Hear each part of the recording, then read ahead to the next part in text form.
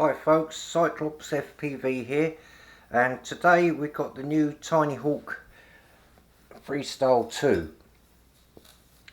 This is just going to be a quick overview because there's loads of reviews out there on this, and I just really want to say when you get this, there's a couple of things that I want to draw to your attention before you go out and fly this. Now this took about 5 minutes to set up and get flight ready. It all works okay.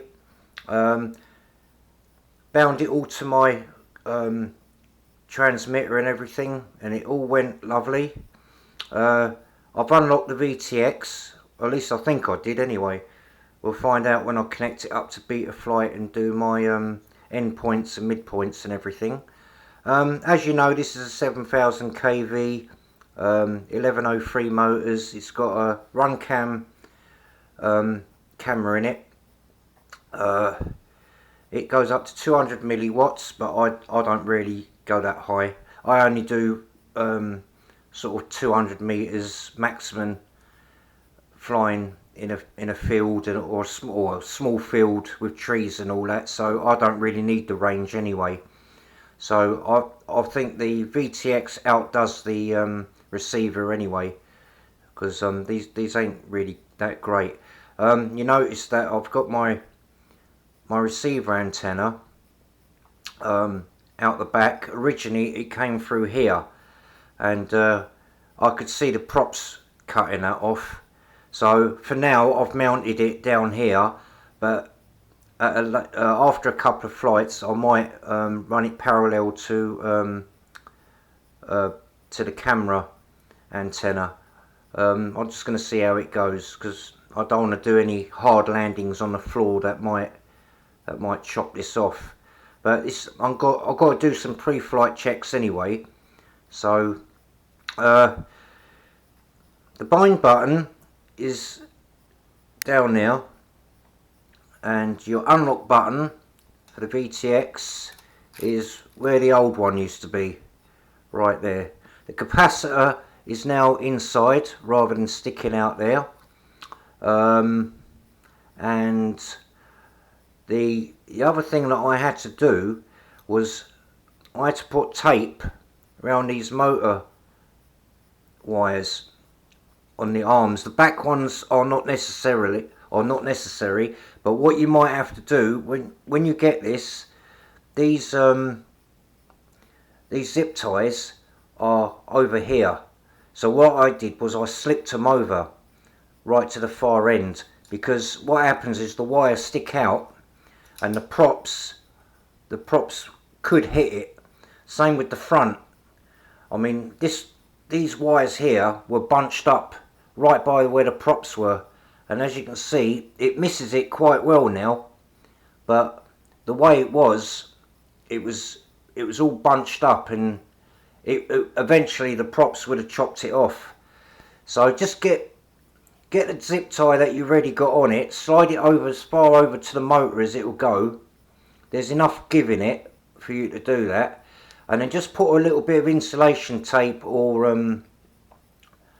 I don't know what this tape is. It's like a cloth type tape that you usually get on standard quads. I put them right at the end of the arms to hold these wires down so the props don't hit it. Another thing you're going to have to do is put a silicone mat on the top. Now you got vent holes there, but I wouldn't worry about it, because if you're flying about, there's enough air that's going to go through there to cool everything down. But the batteries are very slippery the way it was, so you're definitely going to want to put some sort of silicone mat on there to hold it all together. I'm going to leave the connectors standard because I can get 7 minutes out of a 500 milliamp an hour battery. I'm not worried about flight times anyway. I've got so many batteries. I've got about 20 or 30 of them, so I'm not really worried about an XT30. Other than that, yeah, it came pretty much set up. As I said, you'll have to go into Betaflight, change your VTX channel to whatever your goggles will take, and do your end points, mid points and everything. Check, just go through Betaflight like you normally would, and just double check all the settings, make sure, you know, they're pretty much okay, because sometimes Emax don't put the right settings down. So just go through it quickly and you should be alright. Other than that, it should be a good flyer. I've never flown a Freestyle before. I've got the original one, but I've had problems from day one with it. It just wouldn't yaw. No matter what I did, I couldn't get it to yaw.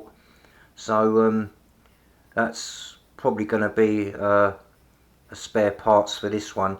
Right, what else you get in the box? Well, you get this.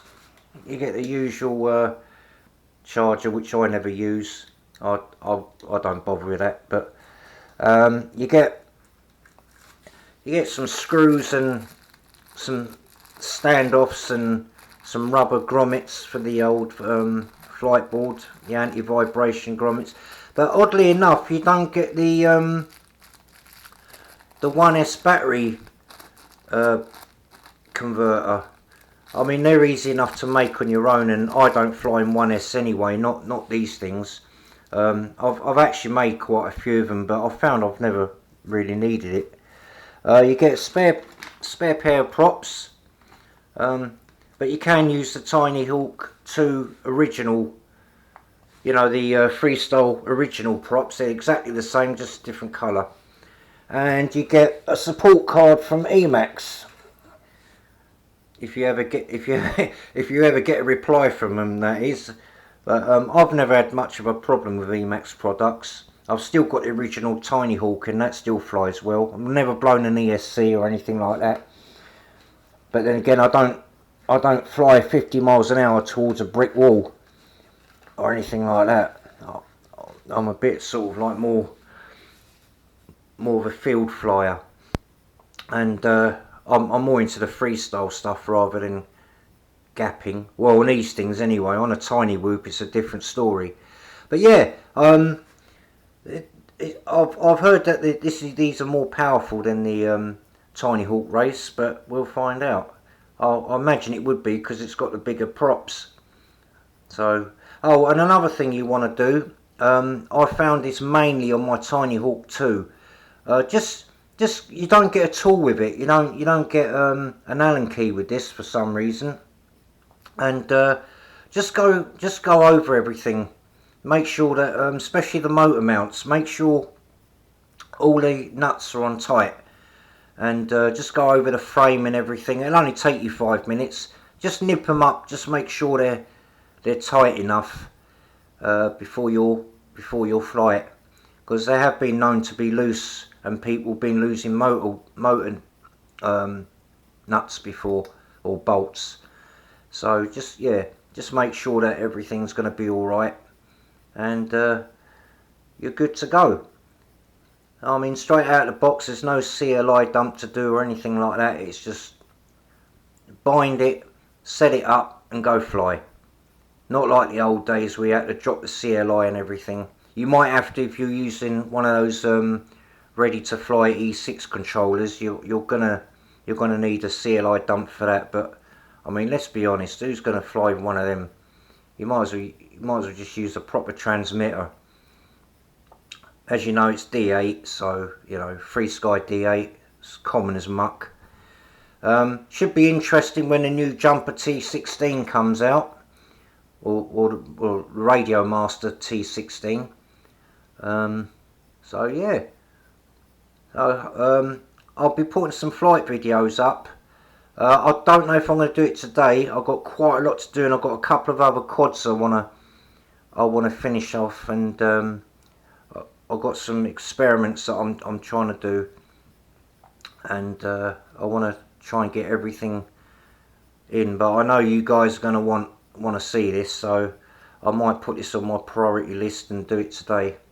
By the way, you get 2 batteries with it, but they're on charge at the moment. You get the usual Emax 450 mAh batteries, but I've got that on charge, so I can go and plug this in Betaflight and test it, and then go out for a test flight. I've flown this in my living room already, and it was all working all right. But I just got some bits to do on Betaflight, and then hey ho, off we go. Anyway, that's just a quick overview on my Freestyle 2, and I'll see you in the field. Alright, so thanks for watching, guys. I'll catch you in the next one. Bye.